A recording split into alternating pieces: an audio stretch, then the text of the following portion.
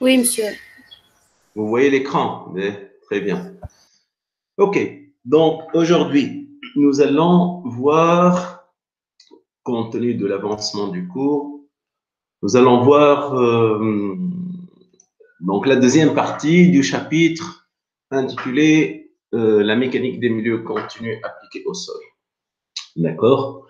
Donc, nous allons rappeler pour ce chapitre juste les premiers slides concernant le contenu et peut-être les premières idées.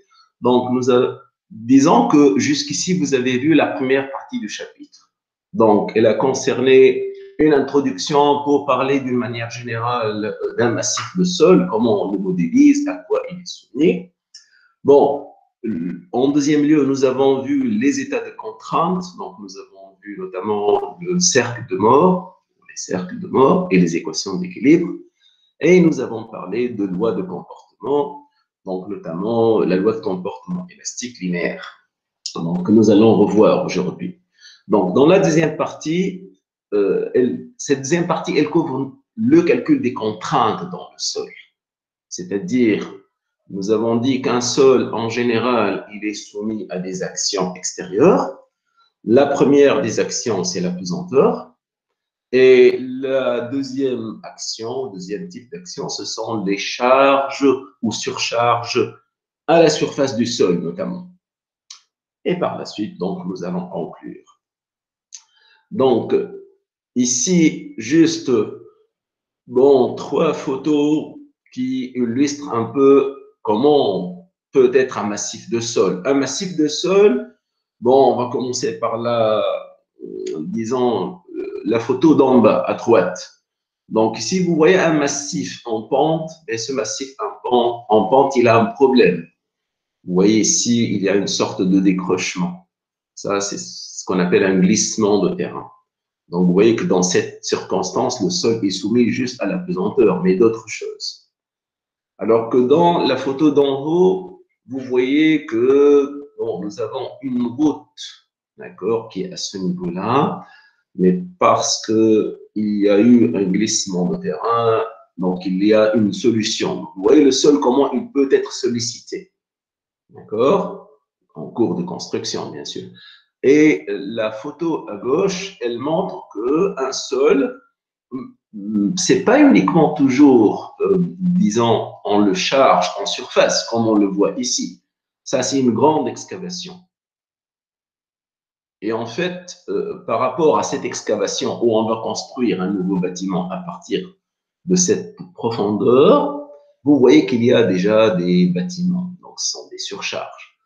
C'est-à-dire pour dire que le sol, ou le massif de sol, peut être sollicité de plusieurs manières en fonction des circonstances. Donc, ici, juste pour résumer, c'est des rappels. Bon, nous avons dit que ce massif de sol, il est soumis à des sollicitations extérieures et nous voulons déterminer sa réaction sous l'action de ces sollicitations et en deuxième lieu, vérifier si la stabilité du massif est assurée. Et bon, dans ce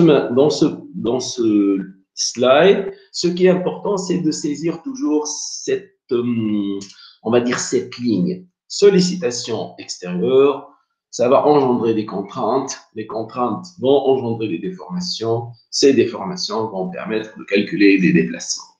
Donc, voilà un peu, on va dire, le schéma directeur. Nous avons dit que le déplacement le plus important en mécanique des sols, compte tenu de les charges verticales prédominent, ce déplacement vertical s'appelle le tassement.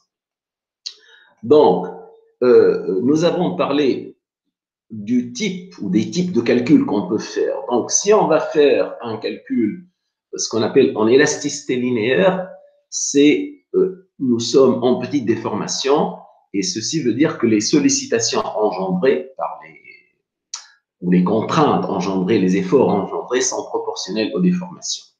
Et il faut introduire une loi de comportement telle que l'élasticité linéaire. Alors que dans un deuxième temps, un deuxième niveau, on peut faire des calculs toujours en petite déformation, mais on va regarder la phase de rupture dans un sol. Donc, ceci correspond, on va dire, à la deuxième partie du cours mécanique des sols.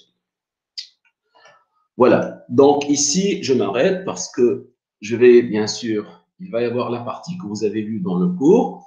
Et pour ma présentation, je dois aller au transparent 29. Donc voilà.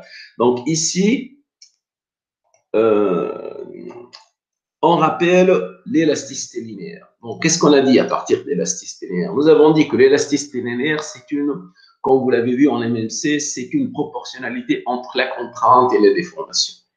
Et que nous avons, disons, la proportionnalité entre la contrainte engendrée et la déformation. Et que si cette loi-là est unidimensionnelle et en 3D, vous pouvez écrire la loi de comportement comme vous le voyez ici. Ce sont des formules que vous avez vues en MMC. D'accord? Bon, nous préférons utiliser cette équation-là. Epsilon ij, c'est-à-dire la composante de déformation ij, elle est égale à 1 plus nu sur E fois sigma ij, moins nu sur E, sigma, on peut dire LL ou kk delta ij, c'est-à-dire le premier invariant du tenseur des contraintes. Bon, lorsque, bien sûr, nous allons exploiter cette écriture-là, nous allons avoir, disons, les composantes des contraintes normales qui interviennent avec les déformations, on peut dire, correspondantes. Et lorsque nous allons passer aux composantes de cisaillement ou tangentielles, vous allez avoir les déformations correspondantes. Donc, le plus important, c'est que E, c'est le module du Young, et nu, c'est le coefficient de Poisson. Donc, c'est ce qu'on avait dit. OK? Donc, nous allons surtout travailler avec cette façon d'écrire la loi de comportement pour faire des calculs. OK? Bon, donc, avant de continuer, je préfère, donc, si vous avez des questions, n'hésitez pas donc à activer votre micro pour poser une question. D'accord? Alors, ici, bon, on essaie de schématiser, disons, l'aspect physique du coefficient de Poisson. Donc, sur le transparent précédent, nous avons dit que le module Young, en fait, c'est quoi le module Young? C'est la pente de cette droite en déformation entre la contrainte et la déformation. La loi est linéaire simple. Alors, mais le coefficient de Poisson, il faut donc essayer de le schématiser. Le coefficient de Poisson, par définition, c'est que si, par exemple, j'ai un chargement ici, et je me place, par exemple, dans l'axe de la surface chargée, un élément de sol, c'est-à-dire ce rectangle qui est là, entrée continue, il va se déformer. Lorsqu'il va se déformer, il va y avoir une déformation verticale et il va y avoir une déformation horizontale. D'accord? Epsilon Z, par exemple, epsilon H horizontal. Correspondant contrainte sigma Z ou sigma V et la contrainte horizontale sigma X, comme vous le voyez ici. Donc, le coefficient de Poisson, c'est tout simplement le rapport entre, à un signe près, entre la déformation horizontale, epsilon X ou epsilon H, sur la déformation verticale. Donc, l'effet Poisson, c'est un peu cette expansion latérale ou même contraction qui peut se produire horizontalement. Et lorsque vous faites le rapport entre cette déformation horizontale par rapport à la déformation verticale, vous avez le coefficient de Poisson. Et nous avons dit, à titre de remarque, que dans les sols, on peut adopter coefficient de Poisson nu égale 1 tiers pour faire des calculs, on va dire, qui donnent des résultats souvent logiques. D'accord? Nu égale 1 tiers pour les sols, c'est quelque chose de très, très courant. Alors, maintenant, si on revient à la loi de comportement, et si on va écrire, par exemple, les relations entre le premier invariant de la déformation, c'est-à-dire epsilon xx plus epsilon yy plus epsilon zz, ce qu'on appelle la déformation volumique. On peut le relier à la contrainte normale moyenne que vous voyez ici, sigma octaédrique ou sigma moyenne, est égale à la somme des trois contraintes principales. Comme ça, c'est un invariant qu'il s'agisse de sigma 1 plus sigma 2 plus sigma 3 ou sigma xx plus sigma y plus sigma zz, c'est la même chose. Et là, vous voyez que nous avons une relation entre cette contrainte normale moyenne et la déformation volumique avec on va dire, ce coefficient qui s'appelle le module de compressibilité. C'est-à-dire, cette relation-là s'établit facilement à partir des équations que je viens de vous montrer. C'est-à-dire, vous voyez ici epsilon x, epsilon y, epsilon z. Vous faites la somme et vous pouvez, donc, bien sûr, vous voyez ici, vous identifiez sigma x plus sigma y plus sigma z égale la contrainte normale moyenne de la même manière. Donc, vous trouvez un coefficient. Ce coefficient s'appelle le coefficient de compressibilité. D'accord? Et ceci, il est adéquat pour les sols parce que les sols, vous savez, lorsqu'on les charge, ils diminuent de volume. Donc, on s'intéresse à la variation de volume.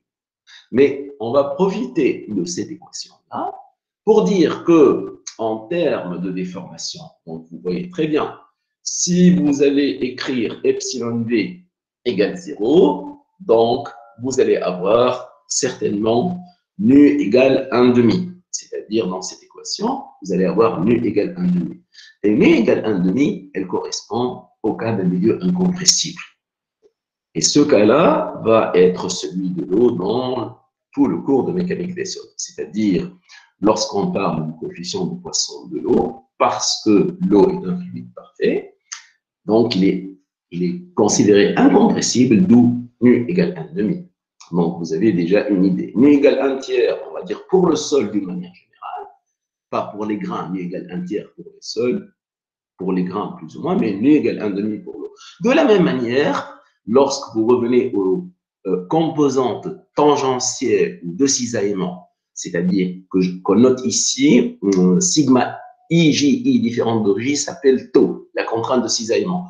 Lorsque vous revenez aux mêmes équations que je vous ai montrées, c'est-à-dire ces équations-là, et ce n'est pas très difficile de voir, si vous faites ici, on va dire, une relation entre ce qu'on appelle la distorsion. La distorsion, c'est, par exemple, je prends epsilon, 2 epsilon xy. C'est comme si je mets 2 epsilon xy. Donc, vous allez voir apparaître la relation entre cette composante tau xy, parce que tau xy égale tau yx. Donc, si vous faites la somme, c'est comme si vous allez, grâce à cette déformation donc, angulaire, vous identifiez que ce rapport-là, ou l'inverse, que ce rapport s'appelle le module de cisaillement. Donc, pourquoi on introduit ces grandeurs, ces paramètres K, G, parce qu'ils sont d'usage pratique dans les mécaniques des sols, mais vous n'allez pas le voir maintenant. C'est-à-dire, vous allez voir peut-être ça lors d'application plus tard en mécanique des sols pour résoudre certains problèmes, par exemple pour faire des essais. On peut faire des essais in situ pour déterminer directement le module G. Donc, imaginez que si vous faites un essai en place et vous déterminez G, qu'est-ce que cela veut dire?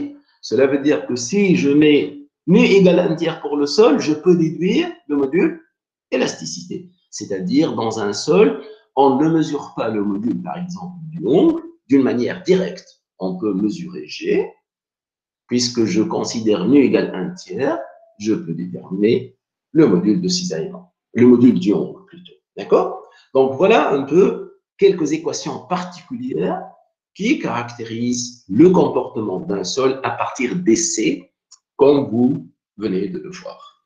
Donc, je vais passer ce transparent parce qu'il ne me concerne pas. Donc, et puis, je vais aller à ce transparent-là. Donc, nous allons passer, on va dire, au contenu, on va dire, de cette séance-là. Donc, dans cette séance, nous allons voir les applications au calcul des contraintes dans le sol. Donc, dans un premier temps, nous avons dit que le sol, il peut être à l'état saturé. Donc, nous avons dit qu'un sol peut être saturé à partir d'une certaine profondeur. Et nous avons dit que s'il est saturé, le degré de saturation SR est égal à 1, et ceci lorsque le sol est immergé dans ce qu'on appelle une nappe phréatique ou une nappe d'eau à partir d'une certaine profondeur.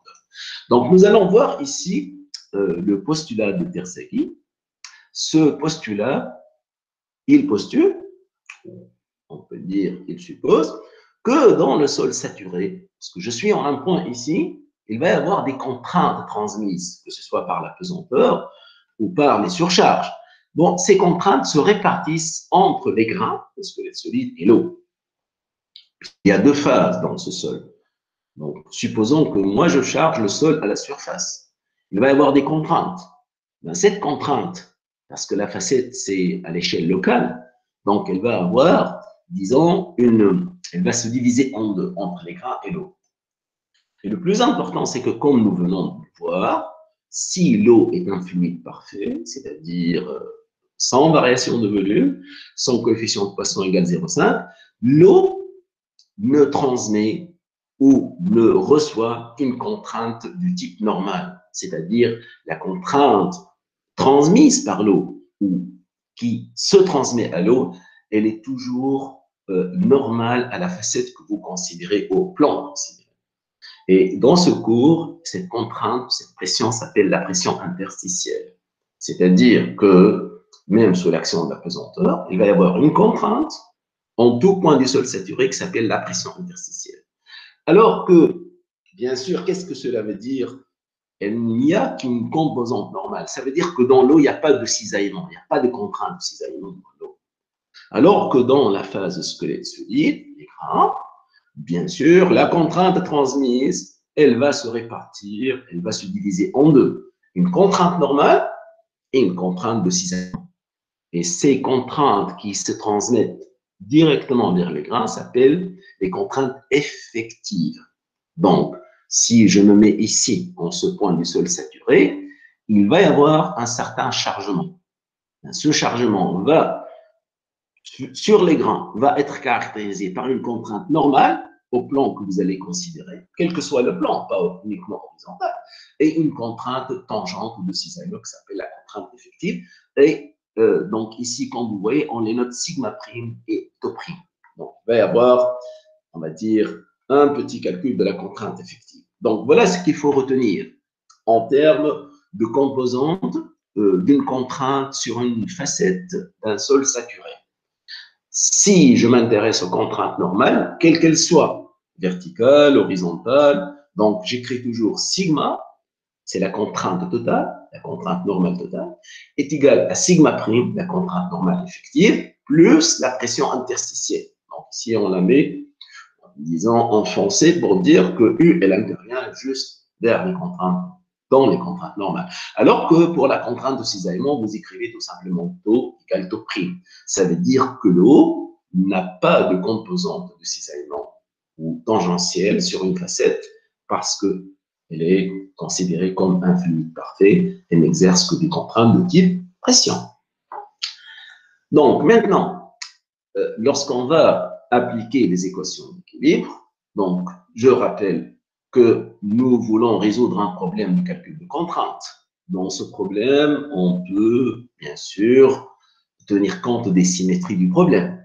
Mais le plus important dans ce cours par rapport à la MMC, nous avons dit que les équations d'équilibre s'écrivent divergence sigma égale à F et non pas plus F égale 0.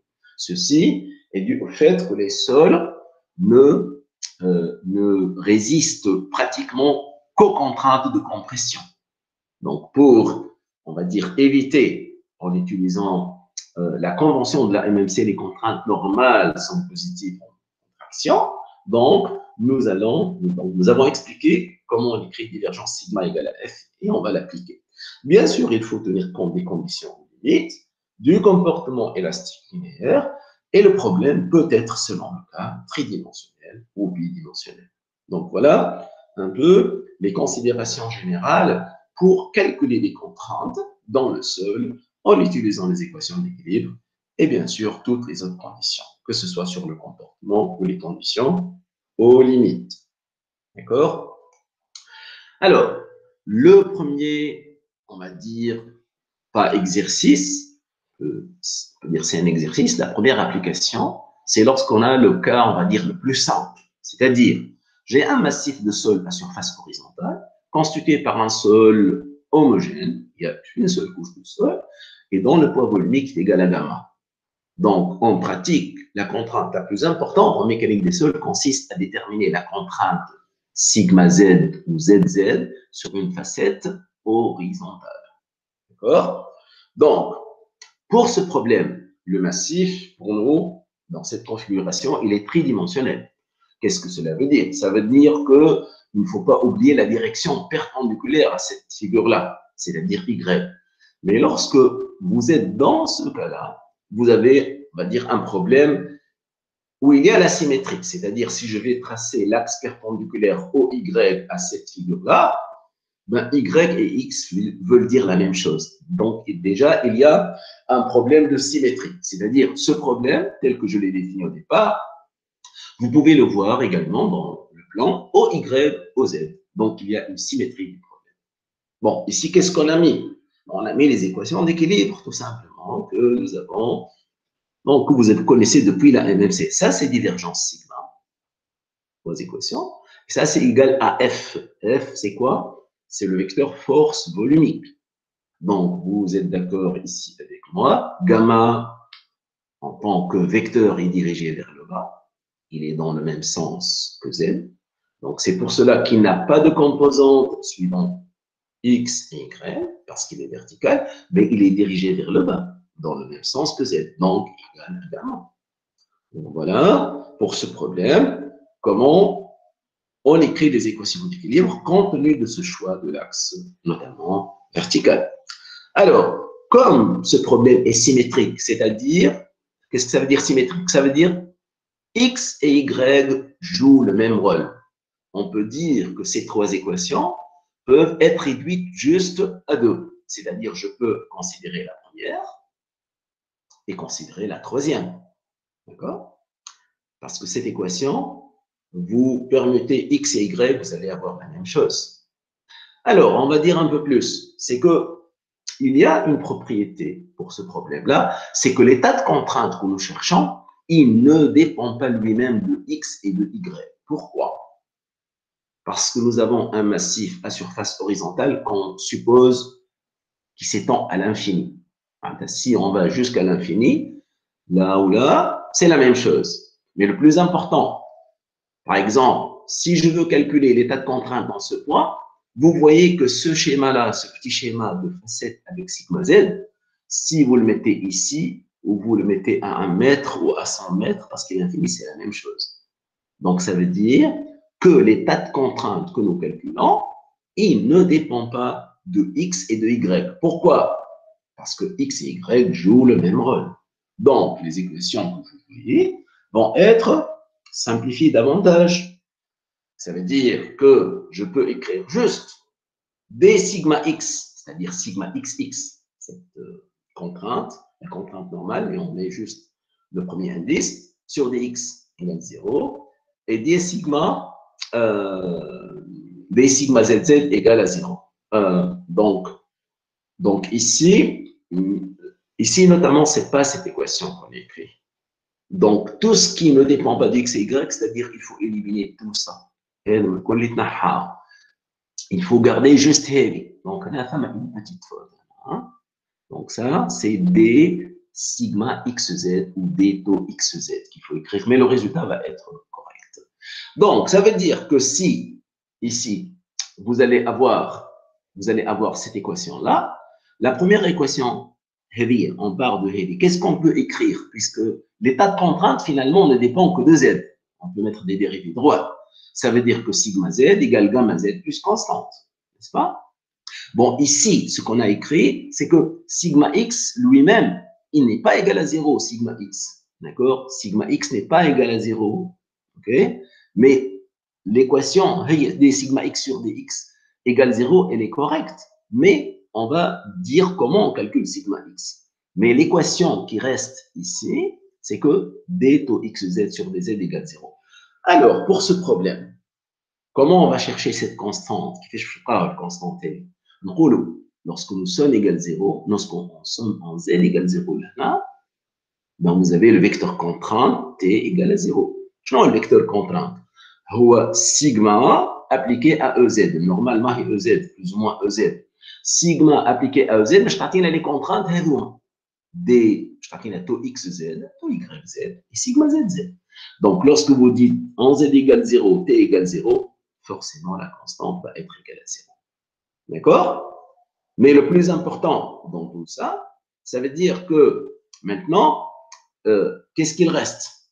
Il reste que tout simplement dire sigma x et sigma z sont des contraintes principales. Madame taux égale 0, là, ça veut dire cette facette est principale. Mais taux, elle va être égale 0 dans tout le massif. La facette horizontale, elle est appliquée, elle ne subit qu'une contrainte qui lui est normale. Donc la facette horizontale est principale. Et de la même manière, la facette horizontale dans la direction perpendiculaire à Y, elle va être principale. Mais pour dire finalement, nous avons un état de contrainte principale, colou. D'accord? C'est-à-dire que, qu'est-ce qu'il reste? Il reste tout simplement le résultat le plus connu en mécanique des sols, c'est que cette contrainte, sigma z ici, elle est égale tout simplement à gamma fois z. D'accord? OK? Donc, les contraintes de cisaillement sont nulles, et parce que x et y jouent le même rôle, on va vous donner toutes les contraintes de cisaillement nulles qui ne dépendent pas en plus de x et de y. Donc, ça veut dire l'état de contrainte dans ce cas-là, il est principal. Sur une facette horizontale, sigma z égale z. OK. Alors maintenant, qu'est-ce qu'on peut dire? On peut dire ou remarquer que si j'ai plusieurs couches de sol, le raisonnement ne change pas. Ne change pas. Ça veut dire que lorsque j'ai plusieurs de sol d'épaisseur HI et de poids volumique gamma I, c'est-à-dire lorsque vous allez placer ici, il faut avoir gamma 1 H1 d'après le résultat qu'on a trouvé, avec les conditions limites de la couche 2, plus gamma 2 H2, etc. Donc vous allez trouver sigma Z égale somme du gamma I HI. Donc ça, c'est un résultat qu'on déduit à partir du résultat qu'on vient de montrer sur le transparent précédent. D'accord? Donc, maintenant, le plus important, c'est que comment je calcule sigma xx ou sigma x. Sigma x. Sigma x, remarquez que les équations d'équilibre, on les a exploitées toutes. Toutes les conditions qu'on a exploitées. La symétrie, l'indépendance vis-à-vis de x. Donc, ils ont une autre condition, sigma x. Et cette condition, elle part de la réalité que nous sommes, ce qu'on appelle dans le cas des terres au repos. Le massif, une ou plusieurs couches, on va dire entre guillemets, il est tranquille. Il ne bouge pas, notamment horizontalement. Le comportement dans le massif, il n'est soumis qu'à des contraintes verticales sur une facette horizontale, mais sur une facette verticale, il est soumis à une contrainte horizontale. Par symétrie, le schéma il est infini dans cette direction. Sur cette facette verticale, femme est contrainte sigma x, là où j'allais, sigma x.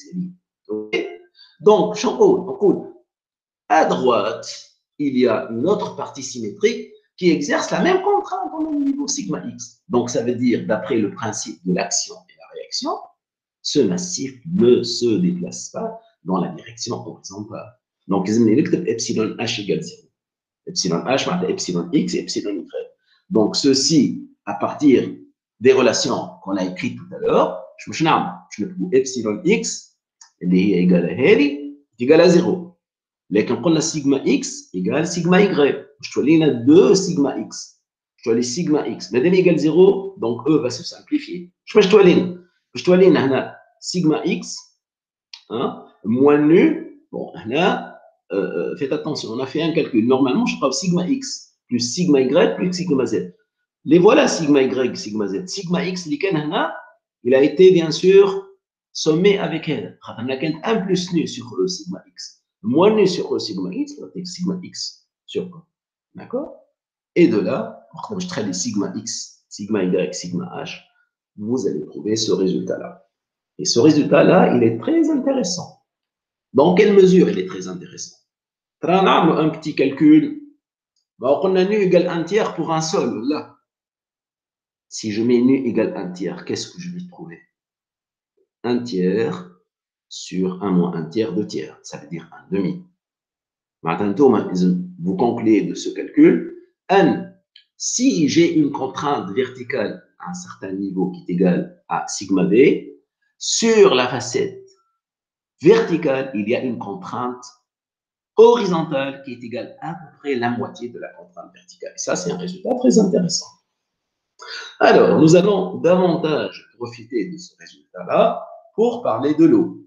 Si tout ce massif, c'est de l'eau, qu'est-ce qu'on va dire? On va dire que nu égale 1,5. D'accord là. Si on met nu égale 1,5, qu'est-ce qu'on déduit? Donc 1,5 sur 1,5, ça veut dire que sigma x égale sigma y égale sigma z. Ça veut dire, c'est une explication de ce qu'on a dit tout à l'heure. On a un point donné à une profondeur, la contrainte transmise par l'eau, elle est égale à E. Mais c'est un état, ce qu'on appelle de contrainte isotrope. Je parle d'isotrope. Il y a un point moyen, les vecteurs dus à la pression de l'eau, ils vont vers le point dans toutes les directions. Tu as fait le plan, je crois, cercle qui est ou le cercle, lorsque vous le faites tourner dans l'espace, vous allez trouver une sphère. C'est une contrainte, ou un état de contrainte sphérique. Donc, vous voyez un peu l'intérêt de ce cas-là. Ce cas-là, il est très intéressant.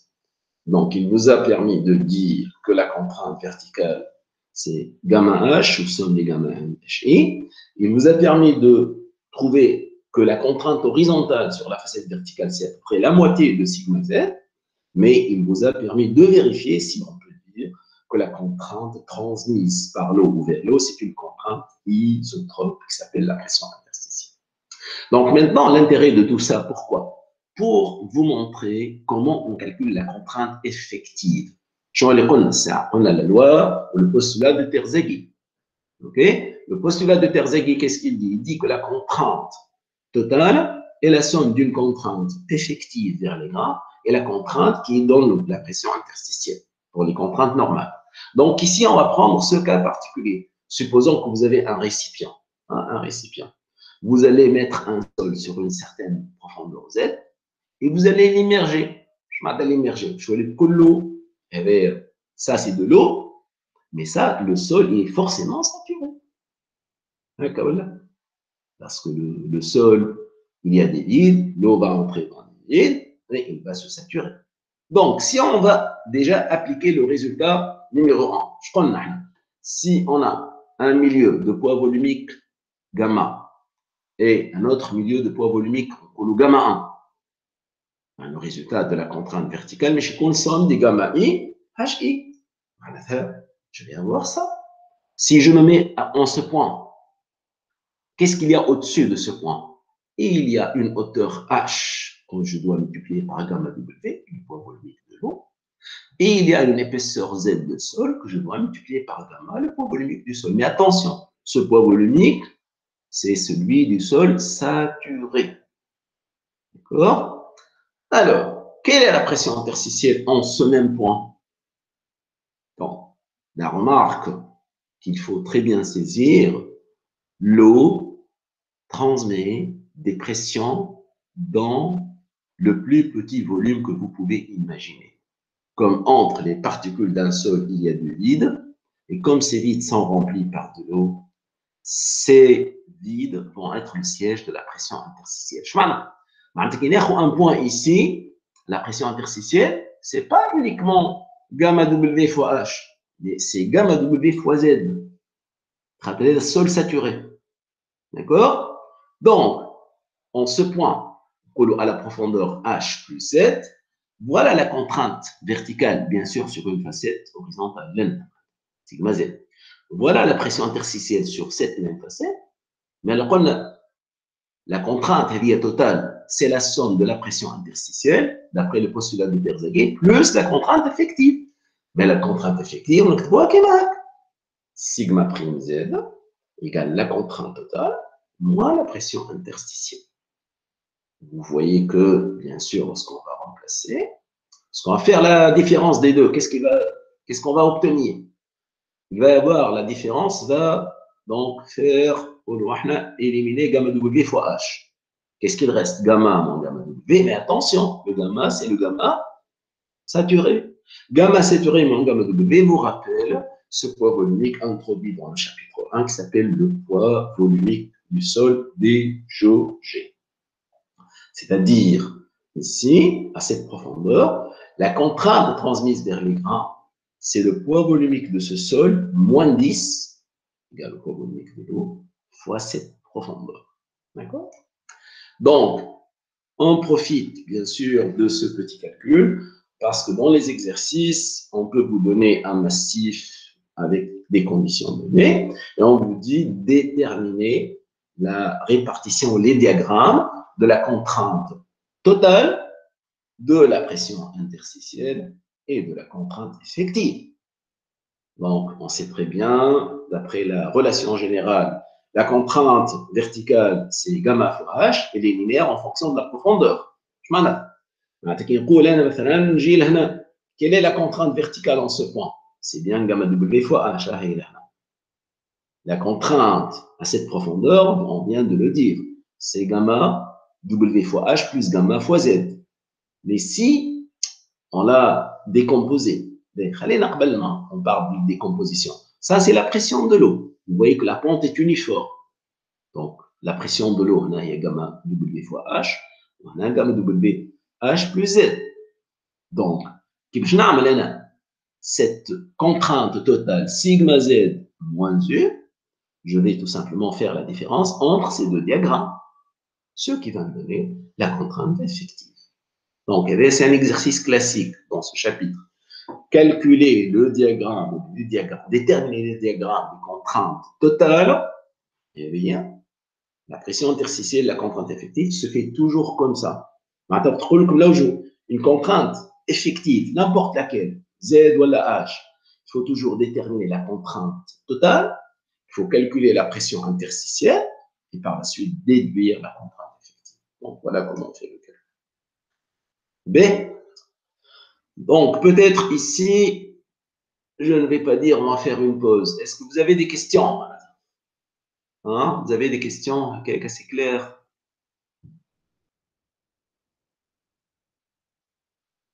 Il n'y a pas de commentaires. Je peux passer. Oui, monsieur. C'est clair, hein? Bon, Rao, ceci ne remplace jamais un cours en présence.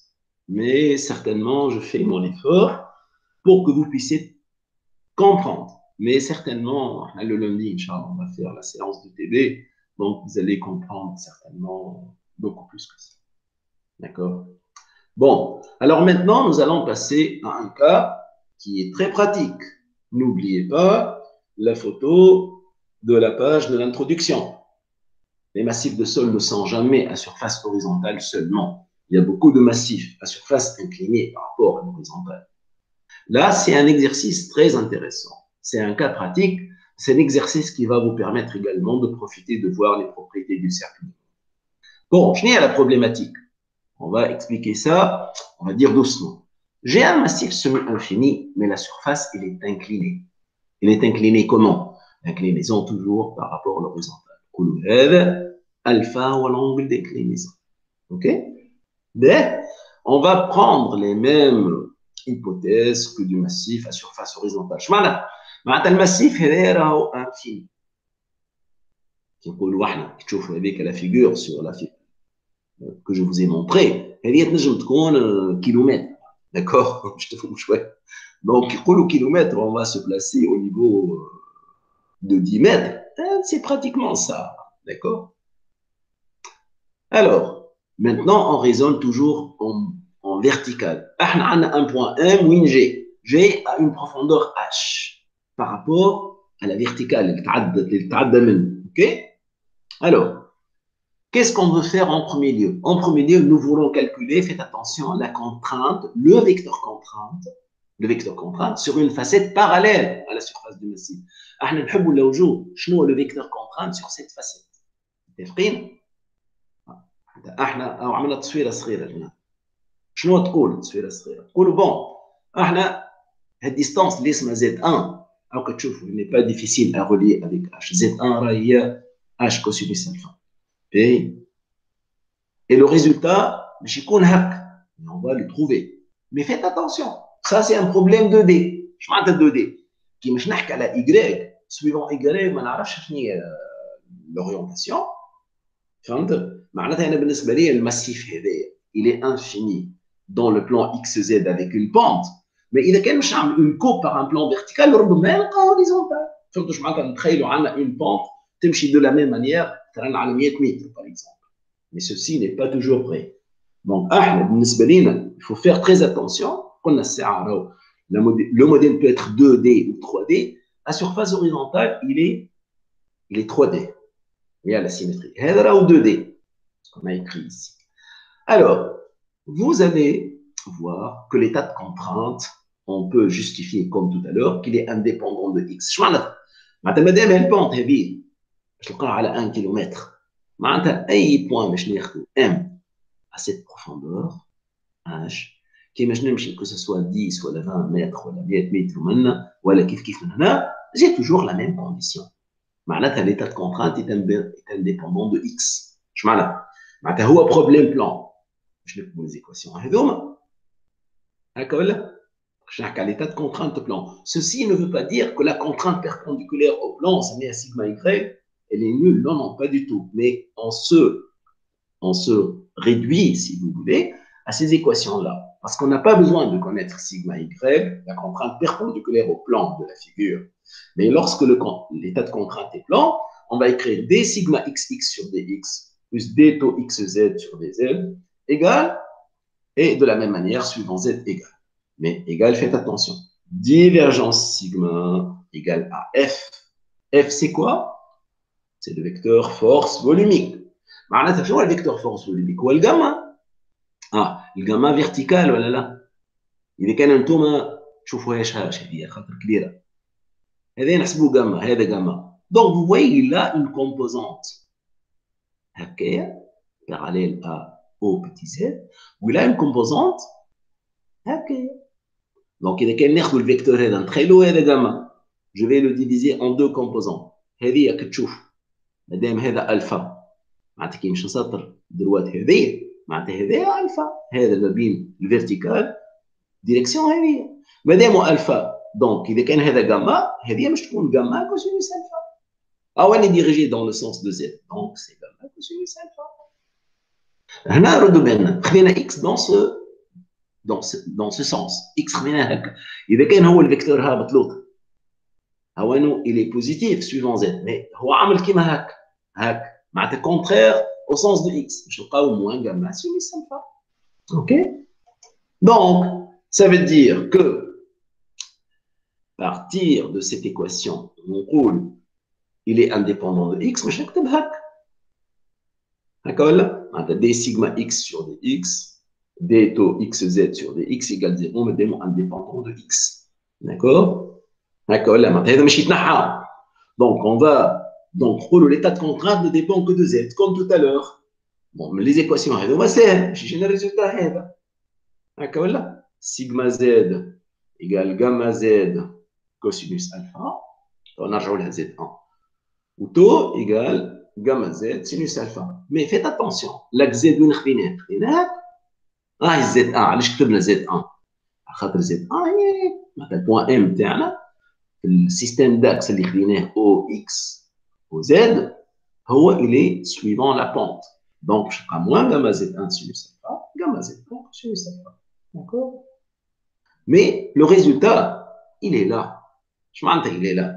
Mais là, il y a une facette, elle est soumise à quoi? On vient de le dire pour le poids volumique gamma. Elle est soumise à une contrainte normale dirigée vers le bas, gamma Z1 cosinus alpha, ou elle est soumise à une contrainte tangente كيما هكايا لو سونس تاعها هكا موان غاما زد 1 سينوس الفا لو فيكتور كونترانت كيفاش باش يكون سهل برشا لو فيكتور كونترانت سي لو موديول دو سي دو كومبوزون هكا ولا باش يكون عندنا لو موديول دو فيكتور كونترانت اللي هو عنده على الفاسيت هذه عندها اون كونترانت نورمال وعندها اون كونترانت دو سيزايمون الموديول سي راسين كاري دو تو اكس زد كاري سيغما زد كاري اش يعطينا غاما زد 1 Donc, la remarque importante, sur une facette parallèle à la surface du massif, le vecteur contrainte, la composante, la somme des deux composantes normale et tangentielle, il est lui-même vertical. Mais ceci, c'est évident. Madame, il n'est soumis qu'au poids. معناتها الريزultante تنجم تكون هي كان attribué le poids, disons, à sol. D'accord? Donc voilà le résultat. Bon, là, qu'est-ce qu'on peut dire? On peut dire que le module de P est égal à sigma Z sur cosinus alpha. D'accord? Gamma Z1. Z1, on peut bien بالكبير. Mais le plus important, il est que gamma Z1. مش قلنا Z1 égale H cosinus alpha. Ah, on est gamma H cosinus alpha. OK? Mais là, pour résumer, pour ce cas-là, si j'ai un massif à surface inclinée et je suis à une profondeur, je m'appelle H, ou à une hauteur H au-dessus du point, le vecteur contrainte sur la facette parallèle à la surface du massif est égal à gamma H cosinus alpha. P vertical. راكم شفتوا حدكم عاد اذا كان نحبوا نرجعوا هوريزونتال هي الماسيف باش ندوروه هذا باش نعملوا روتاسيون دونك الفا في الديريكسيون هذه باش يولي هوريزونتال معناتها الفا ايكال زيرو. اذا كان الفا ايكال زيرو باش تلقاو الريزولتا اللي شفتوه قبل.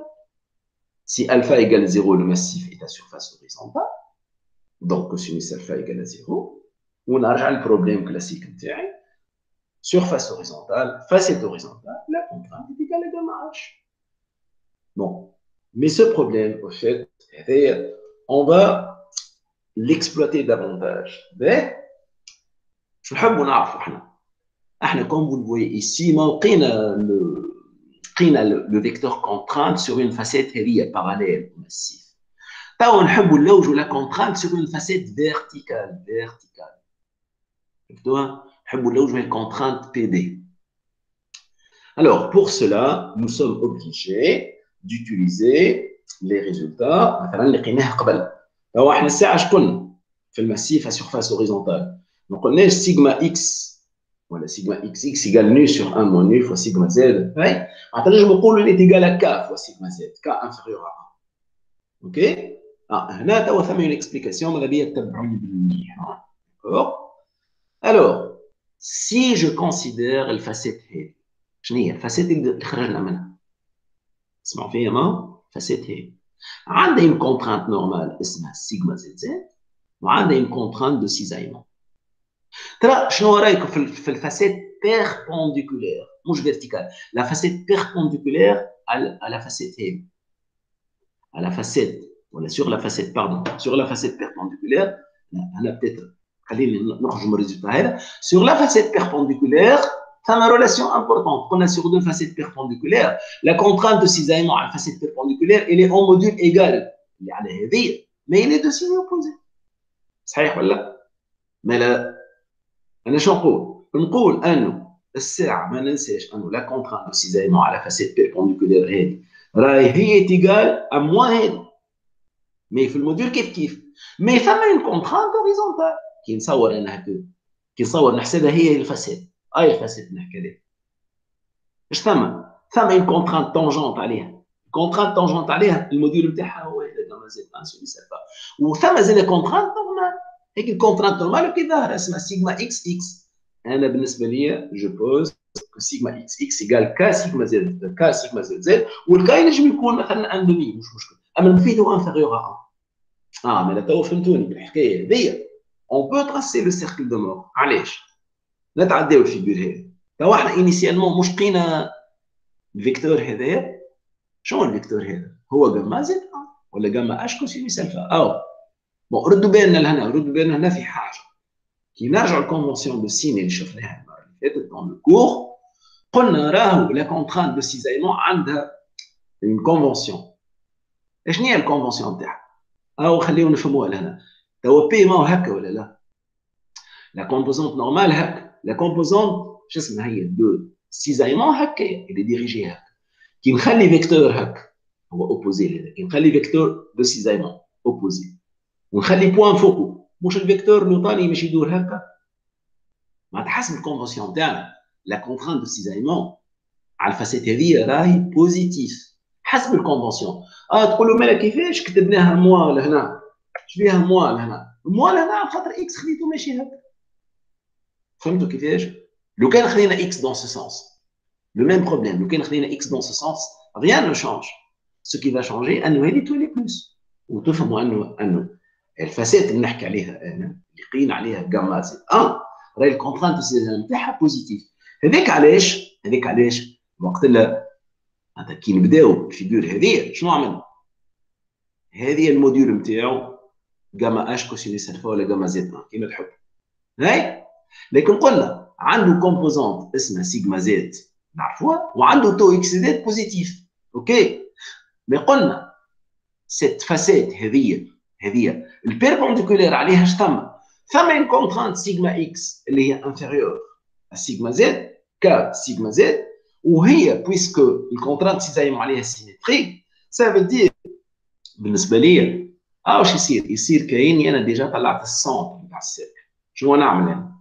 نتخيل ثم كاين الفيكتور ثم هذه وهذه اي شفت الديستانس هذه je vais tracer le cercle de sorte que cette distance هذه égale à هذه les deux contraintes sont symétriques ونعرف هذا بعد باش نعمل اون droite هك هوريزونتال بعد ما نعمل فيكتور او الفيكتور لنا نعمل اون droite هوريزونتال اي ونقول هذم وهذم كيف ومن بعد سي ليسمون نعرف البوان هذا ولا لا je vais حتى graphiquement par le calcul se fait je vais tracer le cercle باش تكون هذه égale à هذه. اي لو بروبليم نجم نقولوا ريزولو. بالنسبه ليا عرفت شنو هي توا السيركل نتاعي جو كوني السيركل نتاعي جي تراسي لو سيركل هذا راه يصير بالكالكول vous pouvez le calculer mais cercle de mort تخرجوا vous allez avoir deux solutions parce que في les contraintes au carré. اما انا هنا je l'ai expliqué كما نقولوا géométriquement اللي هو plus simple. Donc ça veut dire que une fois j'ai tracé le cercle on va déterminer facilement le contrainte هذه. ما قلنا نحبوا نلوجوا الكونترانت على فاسيت فيرتيكال ولا لا؟ on va appliquer la méthode du pôle. ايش نقولوا احنا؟ جي ولا جي بريم خليت جي بريم ولا لا جي بريم صحيح جي بريم هذا c'est le point qui représente la contrainte de cisaillement sur une facette perpendiculaire à celle où s'exerce la contrainte P. معناتها نحكيو على الفاسيت هذه donc هذا جي بريم d'accord. ومن بعد sur cette facette la contrainte normale est sigma x معناتها انا راه هنا كتبت اللي كنت نفهم فيه داكور. اما اللي يهمني لا ميثود دو بول. لا ميثود دو بول شو تقول؟ احنا نعرفوا لي تات كونترانت على الفاسيت هذه ولا لا؟ لي تات كونترانت sur le schéma هو لي تات كونترانت. donc méthode du pôle تقول si vous connaissez un état de contrainte vous sortez à partir du point que vous présentez l'état de contrainte et vous tracez une droite parallèle à la facette où s'exerce cet état de contrainte. Et le facette, اللي عليها P كيف هي؟ il fait un angle alpha par rapport à l'horizontale. تي معناتها هي الديريكسيون تاع الفيكتور. هذاك اش معناتها؟ يعني كي نخرج من جي لهنا et je trace la parallèle à la surface inclinée, je trouve le pôle P0. Mais là, le pôle هذا هو. أنا qu'est-ce que je veux trouver? Je veux trouver PB. C'est très simple. À partir de P0, vous tracez la parallèle à la facette où vous voulez calculer l'état de contrainte. تعرفوا le cercle de mort est symétrique de part et d'autre de l'axe sigma. Mais les يقول si je trace la verticale, je vais couper le cercle 100%. Et ce point J1, هيك J1 هو اللي مش يعطيك l'état de contrainte على الفاسيت verticale اللي هو اسمه PB. Bien sûr, إذا كان أنت تعرف سيجما إكس إذا كان أنت عرفت هذا جاما اتش وعرفت الريون تاع السيركل donc vous pouvez calculer sigma x تعرفها tout donc ça veut dire que vous pouvez calculer le module de ce vecteur. Voilà donc un exercice intéressant où on applique la méthode du pôle pour déterminer simplement un état de contrainte sur une autre facette. Bon, on s'intéresse à la facette verticale. Alors, dans la pratique, quand on a des pentes, on a une excavation, il faut les soutenir. Seul dans ce cas-là, il faut les soutenir. Donc, lorsque vous les soutenez, comment? Je t'amène un mur vertical. هذاك علاش نلوج انا بالنسبه لي تو نعرف la valeur de la contrainte qui s'exerce sur un plan vertical lorsque je suis à une certaine profondeur d'un sol dans la surface inclinée d'un angle alpha. D'accord? Donc voilà comment on détermine l'état de contrainte sur la facette verticale. Ok? Alors, هنا ثم une remarque intéressante هو انه تفهموها هنا بالكدا شنو اللي يحدث هنا؟ La contrainte P il est vertical. صحيح ولا؟ P est parallèle à l'autre facette. شفتوها ولا؟ Donc P est vertical ou elle est verticale. Hey, mais autre chose, ما حكيناش عليها أنه la facette inclinée elle est par hasard parallèle à PB.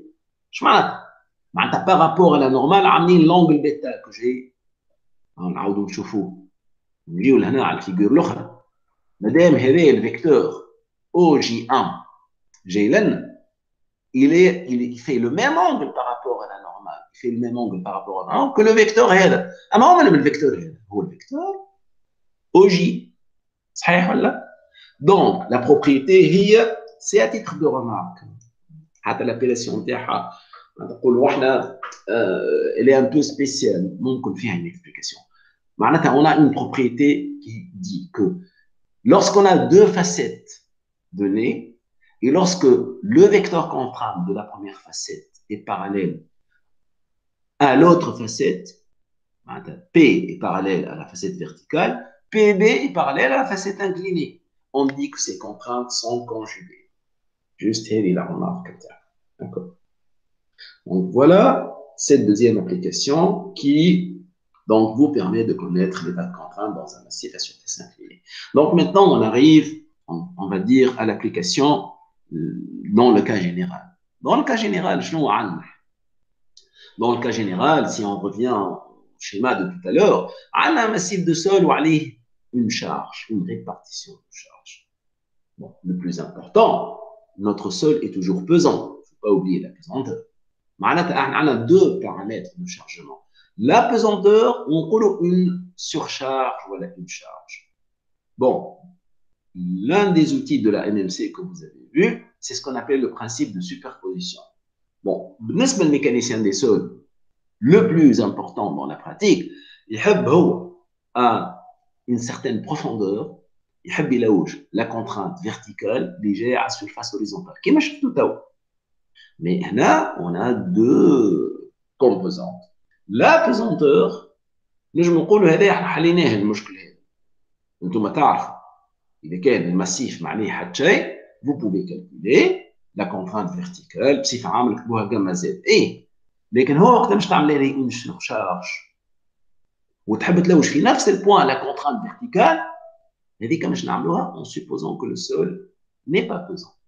شفتوها جاما égale 0 معناتها احنا on va superposer les deux calculs. كاين l'état de contrainte الاولاني نتاعنا il engendre un état de déformation الاولاني E1 هو la pesanteur. وكاين le deuxième cas هي sigma 2 نقولوا احنا la sollicitation légère de surcharge باش تعطينا un état de déformation. Le principe de superposition شيقول يقول on peut sommer on peut dire les actions qui s'exercent sur le système et on déduit que les déformations, on peut sommer les déformations, on peut superposer les déformations. D'une manière très simple. Cette contrainte, elle va être égale à la contrainte due à la pesanteur, plus la contrainte due à la surcharge. On a une notation un peu spéciale. خليناها دلتا سيجما زد. اش معناتها دلتا سيجما زد؟ معناتها حاجه تزادت. هيك علاش نقولوا excès de contrainte verticale.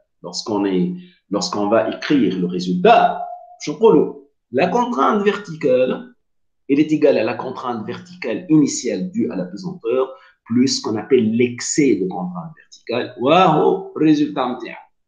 Donc la problématique شنو؟ هذه نعرف. On sait le calculer. La problématique qui fait là où je delta sigma z, c'est ce qu'on va essayer d'expliquer. Alors, nous avons un cas très simple. Mais au surcharge, عندي ولا لا؟ إذا كان surcharge تكون infini. Bon, vous avez compris d'après le massif multicouche. يا أخي مش تكتب gamma z إذا كان ما فما حد شيء en surface. هكا ولا؟ كي مش تعمل principe de superposition. مادام تكتب sigma z égale gamma z plus delta sigma z dû à cette surcharge qui est infinie, ben vous allez trouver d'après la condition limite que delta sigma z égale à P. معناتها نتخيلوا حاجة. تخيلوا مثلا عندنا une parcelle de terrain qui fait 20 sur 20. متفقين؟ وتجي انت البارسيل دو تيران هذيك باش تعمل عليها ان رومبلي مش دو 20 sur 20 de 100 sur 100 la surcharge est très grande تحت هذيك البارسيل de 20 sur 20 en tout point sur une facette horizontale pratiquement objet avec la valeur de P. Donc c'est un cas particulier. اما حبينا نقولوا ان ce résultat là تنجموا تلقاها les équations d'équilibre de tout à l'heure انه نفهموا انه P c'est une condition à la limite pour ce sol mais نجموا d'après ce principe نقولوا رد بالك راهي l'excès de contrainte ينجم يكون السيرشارج كامله وقتاش lorsque la surcharge elle va jusqu'à l'infini. هذه هي la chose la plus importante. Donc ce résultat là il est obtenu à travers une équation d'équilibre et il est en plus indépendant de la loi de comportement du sol. الكلام هذا نقولوا فيه ما قلناش السول يلزم يكون بالسيف لينير élastique ولا حاجه. Le résultat زاد il est important donc تشوفوا. Mais le plus important, c'est que nous avons une charge ou un chargement à l'infini dans l'horizontal. Et bien sûr, les déformations horizontales sont nulles en tout temps. Donc voilà la première application qui en pratique, il est très utilisé. Hein, d'accord. Alors maintenant, pour parler des excès de contrainte, on part d'un résultat qui est relativement ancien. Donc, Boussinesq a étudié ce résultat-là dans un cas, on va dire, très particulier. On oublie la pesanteur. Si je m'intéresse à l'action d'une force concentrée, P, à la surface d'un massif, la surface horizontale, qui est élastique linéaire, homogène, isotrope, non pesant, d'accord? Voilà ce que Boussinesq a calculé. Ce sont des calculs analytiques, bien sûr.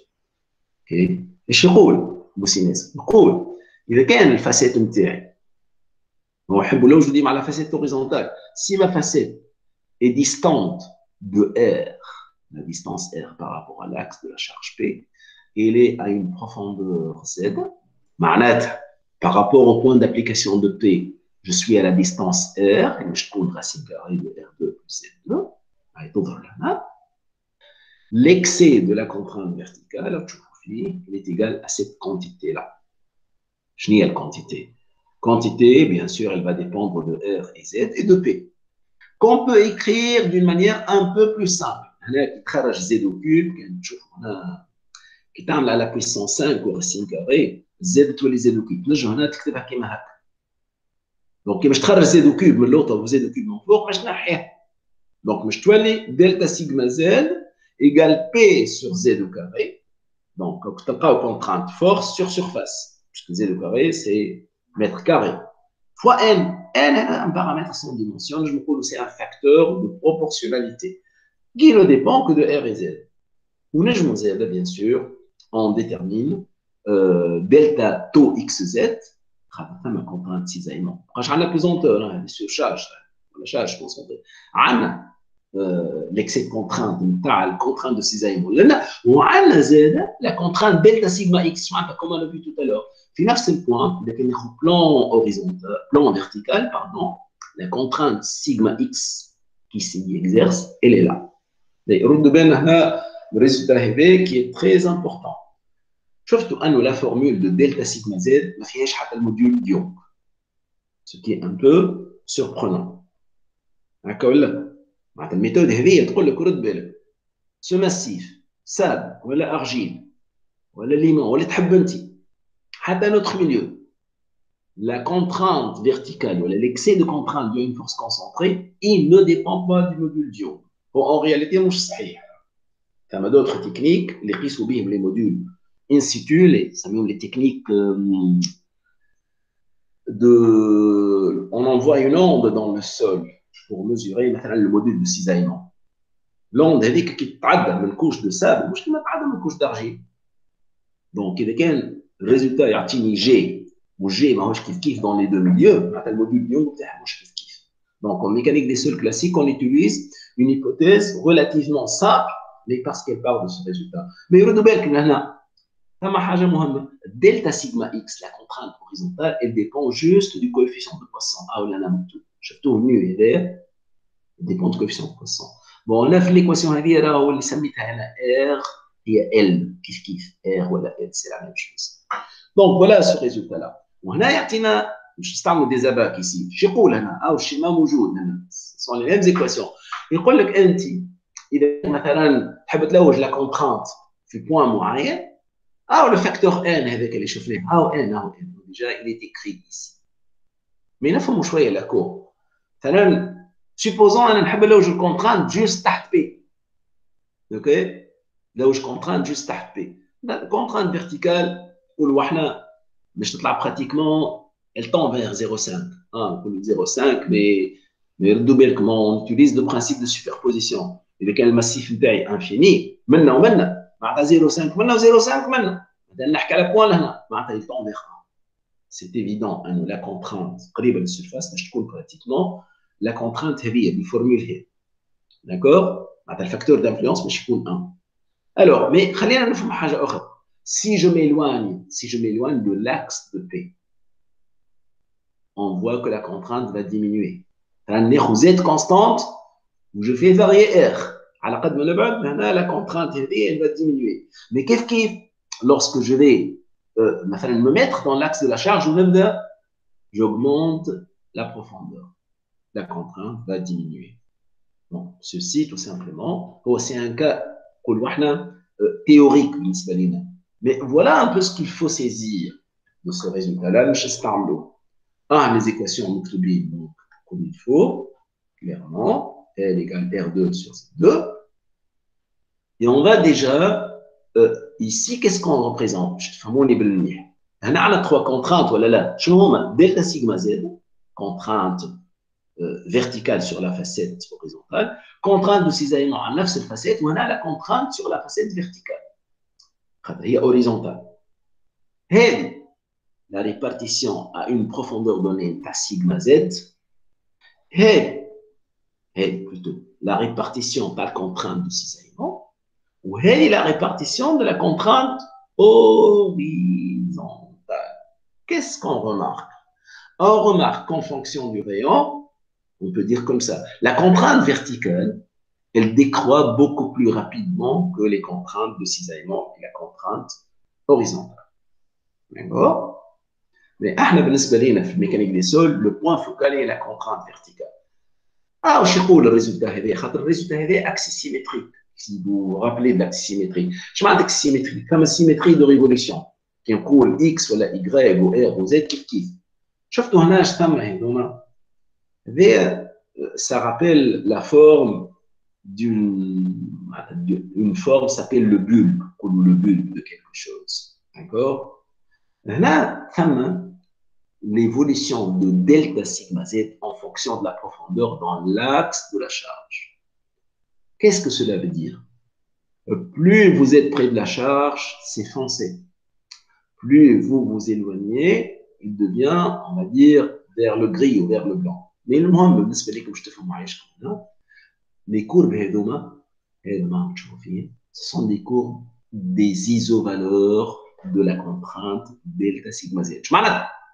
معناتها وقت نروح خلي روحي pour R لنا R راهي لنا و Z لنا par rapport à la surface j'ai cette valeur mais le plus important c'est les valeurs d'iso valeur de la contrainte verticale ils diminuent lorsque je vais de là jusque là معناتها إذا كان je suis près de la charge عندي pratiquement 1 pour la contrainte équivalente لكن ال 1 موجود على السيرفاس هذه الكل نبعد شويه مثلا يولي 0.9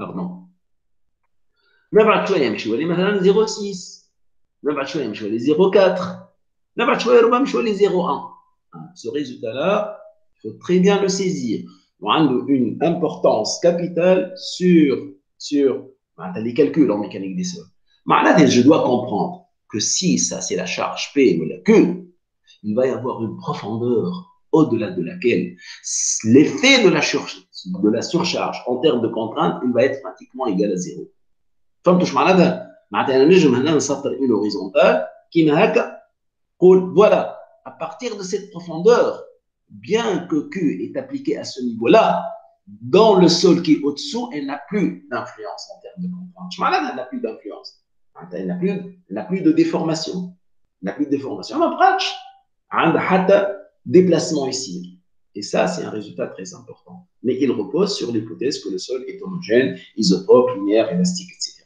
C'est un résultat très intéressant.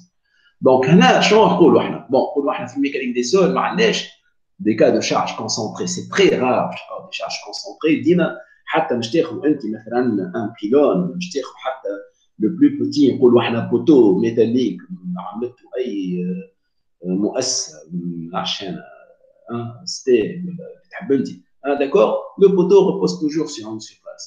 L'idée, c'est que la force Q peut être assimilée à une répartition de contraintes uniforme sur une surface.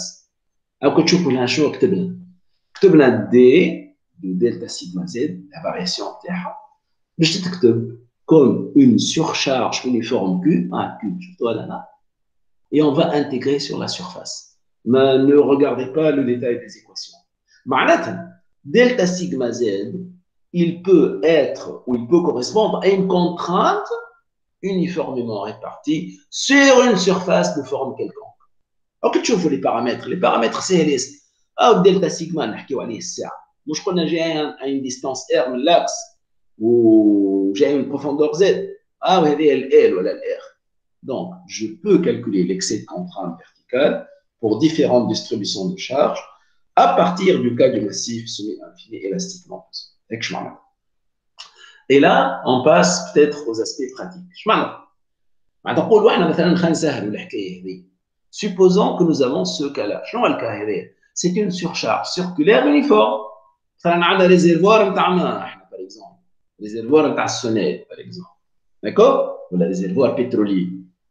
Lequel on a un rayon R, il est rempli par un fluide de l'eau, مثلا شكون gamma W fois H, partie Q.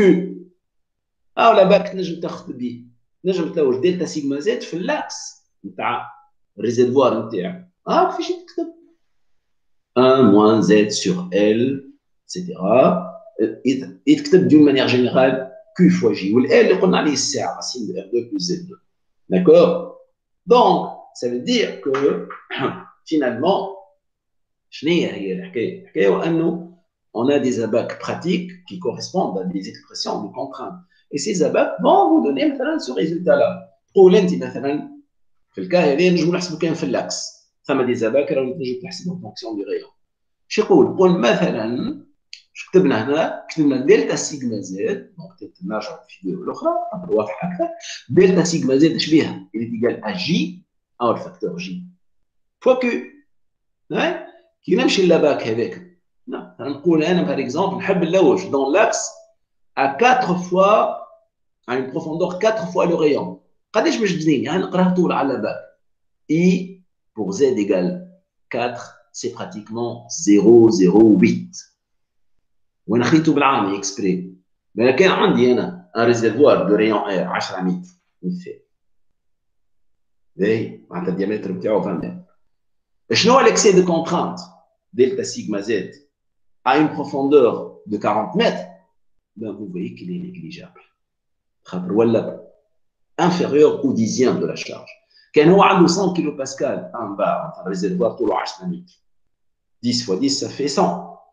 وإذا كان نمشي 4 متر نمشي plutôt 4 fois le rayon, ça veut dire 40 mètres. معناتها 40 متر الريزرفوار هذاك ما عنده حتى تأثير على le point de vue contraint, etc. Donc voilà le premier cas. Le deuxième cas, la surcharge rectangulaire. La plupart des constructions peuvent être considérées, assimilées à des surcharges de forme rectangulaire.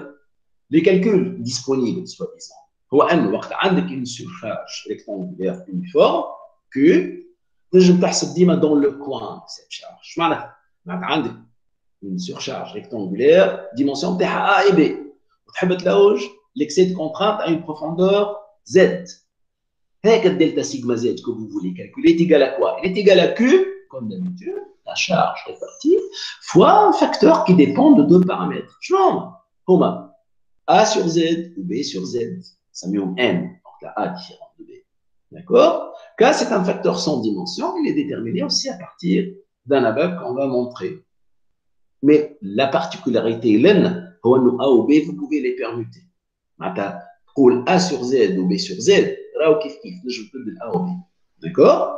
Donc, Et à partir de cette abac, vous pouvez calculer. D'accord? Donc, lorsqu'on a cette surcharge, je calcule sous le point de la charge ou de la surcharge une forme répartie Q. Ah, il y a Q, quel vecteur. Donc, voilà la bac. La bac chartine. L'axe vertical, مثلا N, هو B sur Z, أو تشوف l'échelle نتاعو لوغاريتميك.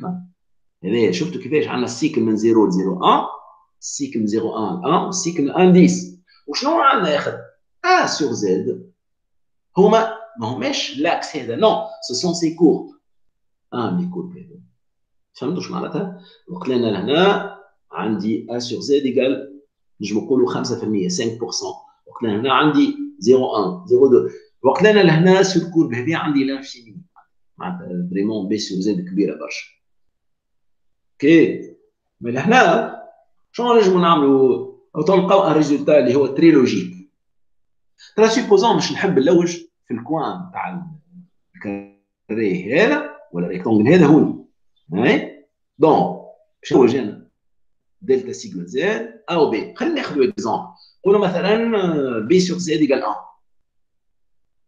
هاي ومثلا ا سور زد ايكال 0.2 معناتها نجي قدام 1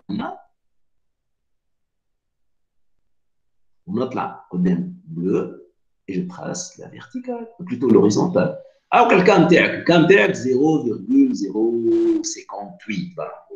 واضح ولا خلينا ناخذ الكا بارتيكولير اللي يهمنا نحسبوه ريكتونغل هذا كبير ياسر اش معناتها ريكتونغل كبير برشا معناتها اس سور زد باش تاخذ لا فالور لا بلو غروند مثلا انت عندك ريكتونغل 40 سور 40 باش تحب تاخذ انت 1 متر دو بروفوندور باش تفهموا شويه دونك اش معناتها نحسب روحي انا سيبوزون عندي ان غران راديي دو 40 par 40 وجي تحت 100 اذا كان نحسب باللاباك هذا اوكي لازم نقسمه على 4 تفهموني علاش نقسمه على 4 كي نقسمه على 4 جو دو فير لا سوبربوزيسيون اذا كان انا عندي ان كاري كي كوريسبون à la plus grande valeur شو اسمه de n معناتها بي سور زد ايكال 10 ولا valeur la plus grande de m اكبر فالور نتاع كا قداش يطلع 0.25 هاي انا ناخذ دي ديمونسيون كبار برشا ونقول توا عندي ريكتونغل اللي هو كبير ياسر اللي هو يولي 4 فوا سو ريكتونغل توا تلقاو الكونفيغوراسيون هذه يعني ناخذ الكونفيغوراسيون هذه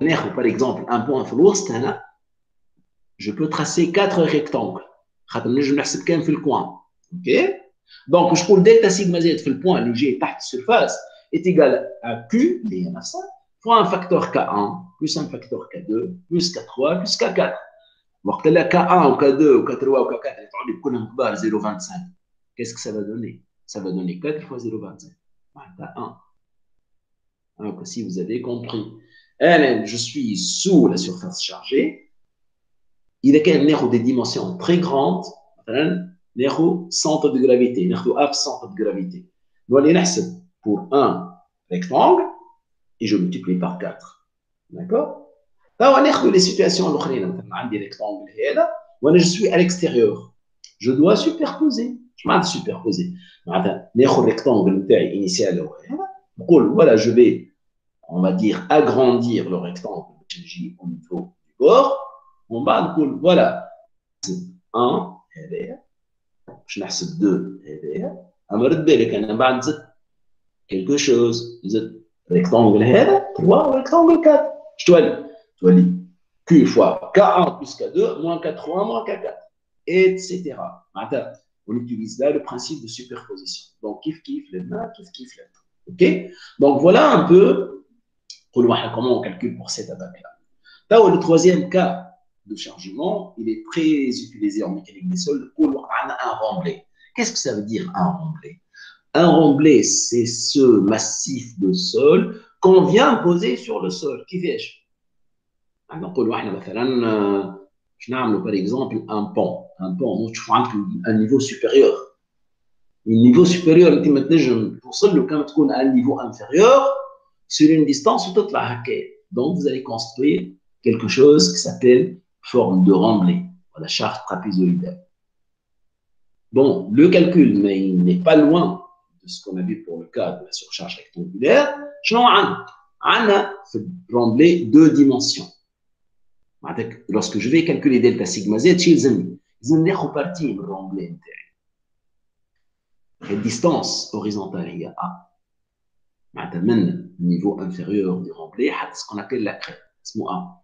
وهذه منا حتى الديستانس اللي تحبها انت اي كان. انا لا hauteur du remblai elle est constante. اسمها B. يقول دلتا سيجما زد اي بروفوندور زد بالطبع هاي زد. هاي زد. دلتا سيجما زد est égal كالعاده Q fois I. شنو هي الكيو؟ كيو خلينا نقولوا عليها قبل. الكيو هي لا كونترانت فيرتيكال تشوف فيه هذه. يا اخي هذه كاين كوش دو سول هذه. الرومبلي لنا هذا كاينو une couche de sol d'épaisseur H. نقولوا HR. H رومبلي. ما سهله برشا الحكايه لا كونترانت à ce niveau là نحسبوها كاينه كلها جاما فوا H. H هي لا hauteur du رومبلي معناتها هذه. وجاما هو البوا فوليميك نتاع السول اللي عملت فيه الرومبلي نتاعو. دونك الدلتا سيجما زد باش تكون جاما فوا H كيما قلنا فوا I. I, comme tout à l'heure, il dépend de A sur Z et de B sur Z. Mais redoublez, A ou B, mais je permutable ici. A, c'est clair. A, c'est la distance héri à l'extrémité, ou B est la distance du côté de l'axe. OK? Voilà la bac interne. La bac interne chiatina. Comme tout à l'heure, bon, A sur Z, ou B sur Z, redoublez, c'est les courbes. Supposons نعملوا un calcul simple. نقولوا عندي رومبلي مثلا الديمونسيون نتاعو B لهنا ايكال 5 متر. وانا نحب اللوج مثلا à 5 متر.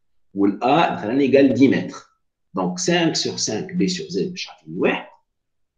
اش معناتها واحد؟ يلزمني B sur Z رد بالي B sur Z ايكال 1.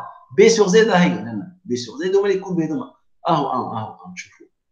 اهو 1 لنا. و A sur Z ايكال قلنا 2. وين جا 1 sur Z égale 2 alors il est 1 il est 2 3 حتى 10 2 donc نخرج من 2 لهنا et je vais jusqu'à la courbe اللي correspond à B sur Z égale à 1 وين جات مالا هاي جات لنا هذه ال 1 donc l'intersection تاع 1 هذه مع 2 تعطيني à peu près la valeur هذه اللي هي تطلع قريبه برشا ل 0.5 enfin 0.47 هكاك d'accord مردوبنا c'est l'action de cette partie. C'est l'action de cette partie-là.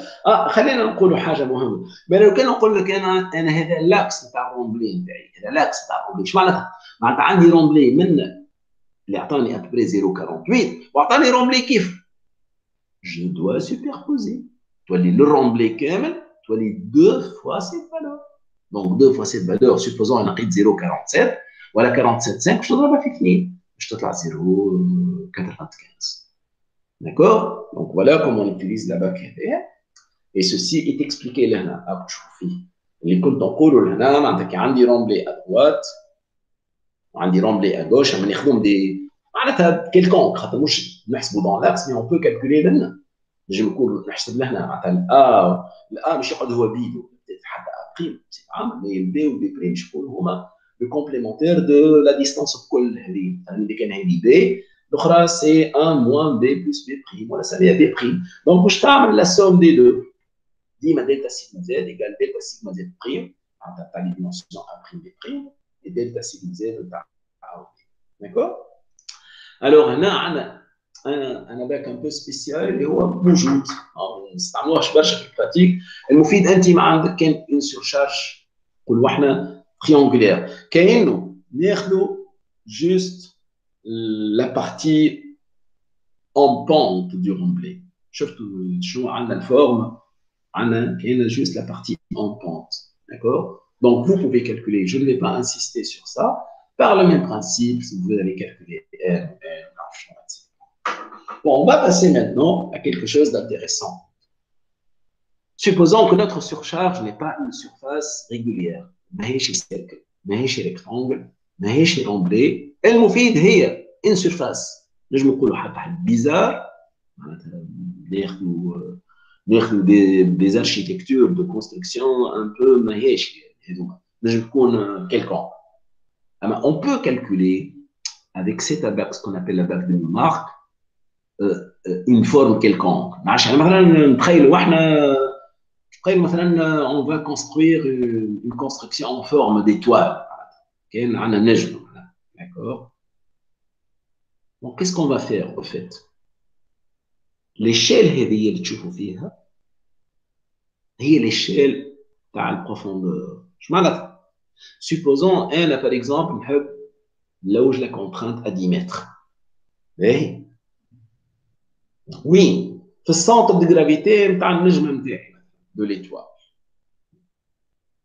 Je vais représenter l'étoile à l'échelle هذه. اش معناتها؟ معناتها كان عندي ديستانس في l'étoile égale à 10 mètres راهي مش نلقاها هنا كيلكو بار. مانيش عارف انا نقول انا ليتوال نتاعي مش تجي كيما هكا باغ اكزومبل جو دي نيمبورت كوا. وهذه كيف كيف وهذه كيف كيف اتسيتيرا. المفيد la dimension de la surface chargée elle va être tracée de sorte que le rapport de la dimension تاع ايا كانت elle est égale à cette distance en fonction de la profondeur. معناتها ليشيل تقول الديستانس هذه مثلا بالنسبه للكام تاعي انا هي 5 متر وزاد ايجال 5 متر وانا مثلا عندي ديمونسيون 10 متر يلزمني جو ريبريزونت لا سيرفاس شارجي على باك هذايا en considérant que الديستانس هذه 5 دونك اذا كان 10 باش تكون الدوبل تاع هذه هوريزونتال ولا فيرتيكال. ومن بعد لا سيرفاس شارجي elle va couvrir une partie de la bac. اش تقول d'une manière simple هذا لا باك نيوميريك يقول لك دلتا سيغما زد au point m اللي هو جاي à la profondeur z égale 5 pour 1000 fois le nombre de carreaux fois Q. شنو le nombre de carreaux؟ باش تفهموا انتوما هذا التريونغل هذا الصغير هذا سي ان كارو. هذا كيف كيف هذا لهنا سي ان كارو. هذا زاد سي ان كارو مي ان كارو كيرفيلين نجم نقول. عاد باش تفهموا شويه اذا كان لا شارج نتاعك انت تبعد على البوان اللي تحب تحسب فيه الكونترانت ليفي نتاعها ما قلنا مش يصغر. دونك شو معناتها مش يصغر؟ معناتها يلزمك سيرفاس اكبر باش تلقط كارو. اذا كان انت قريب تحت الشارج هذه جوست الصغيره تعطيك ان كارو. دونك ça veut dire que une fois vous représentez la figure نتاعك انت اللي تحب n'importe quoi هكا شنو باش نعمل؟ باش نحسب لو نومبر دو كارو. داكور كي نحسب le nombre de carreaux je le multiplie par la valeur de la charge supposée uniforme نضربه في 5 pour 1000 نلقى الدلتا كونتر الدلتا سيغما زد في البون. بون ربما يكون مش واضح اما احنا on va le faire pour un cas très intéressant. هذه بنيه en forme de U. هكا ولا c'est un bâtiment en forme de U. À Lénite, il y a un bâtiment en forme de U. هكا ولا c'est le bâtiment où vous suivez les cours actuellement. On veut calculer l'excès de contrainte مثلا في البوان هذا. باهي والباتيمون تاعنا الديمونسيون نتاعو تشوفوا مثلا la longueur هذه L, la longueur هذه L1, la longueur هذه L2 برا نحسبوا كيف هذه L3. نحبوا نلوجوا l'excès de contrainte في البوان هذه مثلا à la profondeur de 20 mètres. Supposons que هذه c'est une surface uniformément chargée P ولا Q égale 200 kPa. Ouais. شنو نجم نعمل هنا؟ Je peux ne pas parler de la bague de Newmark. هذا مثلا تنجموا تحسبوا l'excès de contrainte verticale avec la bague numéro 2 اللي كنا نحكيو عليه. Donc je peux dire que l'excès de contrainte au point M اللي جي A قداش قال هو 20 متر il est égal à قداش on va supposer شو قداش on va superposer ناخذوا الريكتانجل هذا واحد ان شاء الله تتبعوني هذا واحد. اي ناخذ الصغير هذا اثنين. اي ناخذ الثالث هذا ثلاثة نقفوا لهنا. دونك 1 2 3 علاش ناخذوهم ديريكتومون باللي ديمونسيون كوريسبوندون خاطر البوان ام بريم ولا ام جي في كوان حسبناها بالكل هذوما. شوف حسبنا تو دابخي سكو جو فيان دو دير حسبنا هذا وهذا وقفنا لهنا مازال هذا ايش باش ناخذوا له هذا مثلا ما حد شيء قولوا باش ناخذوا الريكتانجل الكبير ونحسبوا لنا من بعد لازم ننقص هذا يتزاد اما هو rectangle هذا ما فيه حد شيء. Avec ce calcul, ne vous en faites pas. Le principe de superposition تلقاو pour z égale قداش قلنا 20 mètres ou p égale 200 تلقاو 68 kPa. OK. Je fais la méthode de Newmark. Cet exemple est très bon. شنو عملت انا لهنا؟ Tout simplement, j'ai reproduit كل واحدة la vue en plan du bâtiment sur la bague de l'humain qui fèche en respectant la proportionnalité.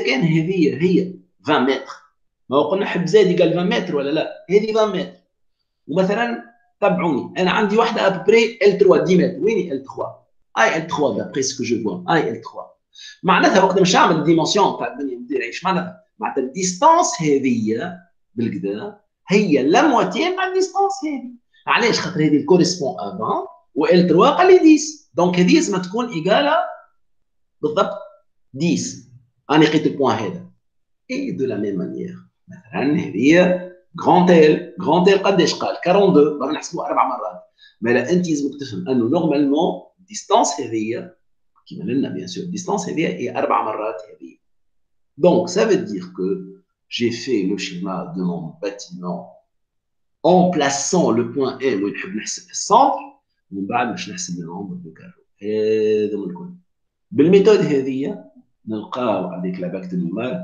65 كيلو باسكال وهذا يتسمى معناتها ان تري بون كالكول علاش؟ على خاطر لا ديفيرونس ما تعديش حتى بوتيتر شنو نعملوا لا ديفيرونس 65 68 بقى نقولوا بيناتهم 4 سي فو فيت 4 sur 65 قداش يطلع؟ بقى نقولوا 4 sur 60 باش يطلع 1 15 1 15 معناتها ما عنديش بوتيتر 5% يتسمى حاجه très acceptable pour le calcul des contraintes. Donc, vous avez compris que l'on peut même calculer les excès de contraintes lorsqu'on a une surcharge un peu irrégulière, de forme un peu classique. Alors, le dernier point, c'est ce qu'on appelle la diffusion amplifiée de la contrainte. Il peut être lié à la figure de tout à l'heure. Je n'ai la figure de tout à l'heure. On a une contrainte P qui s'exerce à un niveau. ونحب نلوج انا cette contrainte sous l'action de P à une profondeur Z. احنا مش ساعه شفنا انه ثم لي بولب دو كونترانت كيما هكايا اش معناتها لا شارج وقت نشوفوا لي في نتاعها elle s'amplifie en largeur معناتها largeur تكبر bien sûr en profondeur باش تنقص donc ça veut dire que le calcul est simple supposons ننساو la direction perpendiculaire للفيغور مثلا انفيني شو نعمل انا؟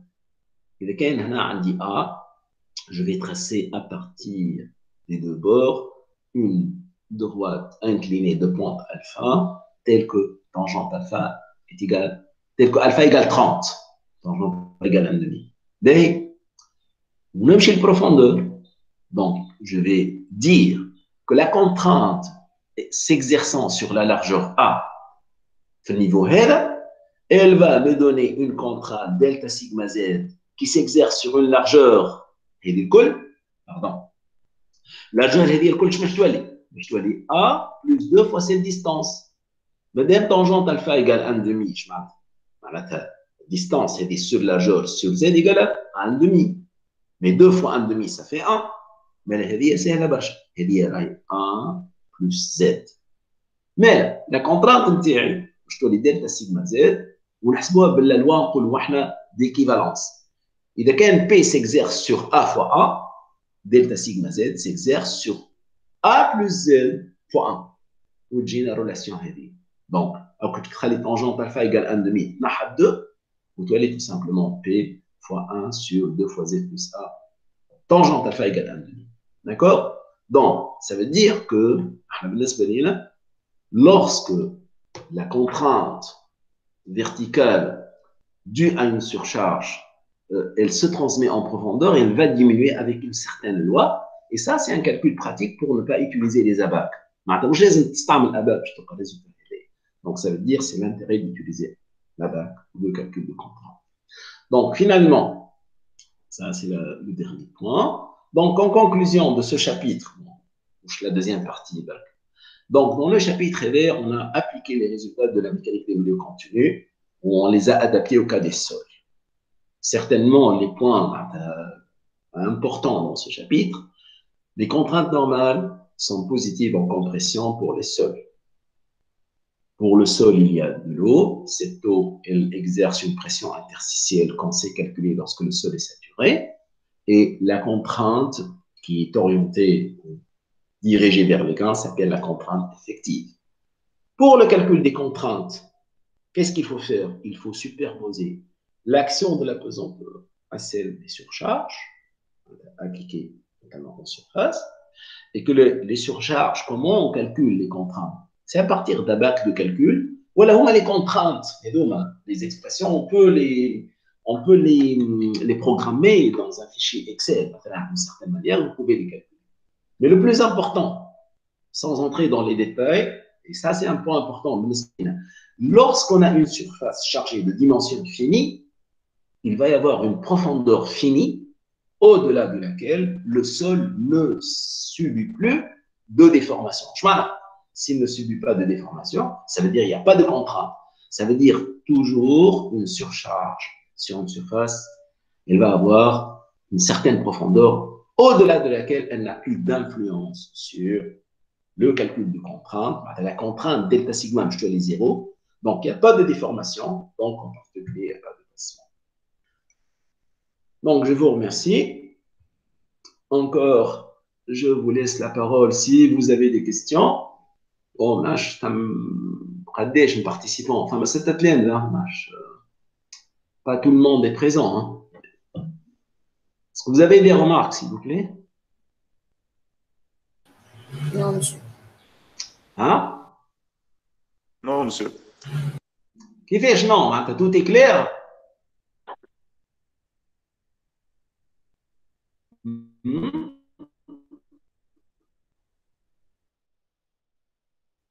Monsieur, بلي بعثنا l'enregistrement. بالنسبة ليك, il n'y a pas de problème. كيفاش قلت لي؟ L'enregistrement, monsieur. Qu'est-ce que vous avez dit? Et là, c'est sûr, je vais vous envoyer une séance, ça va, c'était clair pour lui d'une manière acceptable. Là,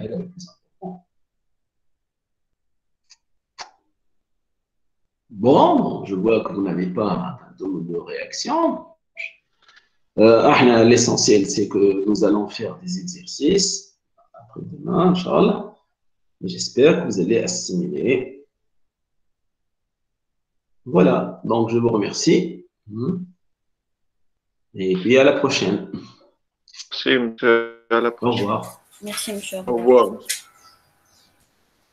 À la prochaine, merci beaucoup. Monsieur, je pense que Slema. les diapos demain. Monsieur. Monsieur. شنو السيرين؟ Monsieur, بلاش تبعثهم لنا les diapos demain. Oui, je vous écoute. أي Inch'Allah, تبعثهم. Inch'Allah. عايش monsieur, merci beaucoup. D'accord, merci beaucoup. Ouais. Ou l'enregistrement. شوف سيرين, je ne vais pas les envoyer توا على خاطر les diapos هذوما موجودين في الشابيتر كامل. Le chapitre كامل مازال فيه des ajustements. أي واضح. Mais je vais vous envoyer le cours. Je vais vous envoyer le cours. يعطيك الصحة. Le cours مش نبع في détaillé. Mais le plus important, c'est que les transparents, à la partie que je n'ai pas présenté, ne sont pas au poil. Donc, je vais les faire. Je vais les préparer. Je vais vous dire. D'accord, monsieur. Ou l'enregistrement. Ok, mais là. أي l'enregistrement. أي l'enregistrement, Inch'Allah, اليوم. أي إن شاء الله. عايشك monsieur, merci beaucoup. Merci, au revoir. Hein. Au revoir tout le monde. Au revoir. Au revoir.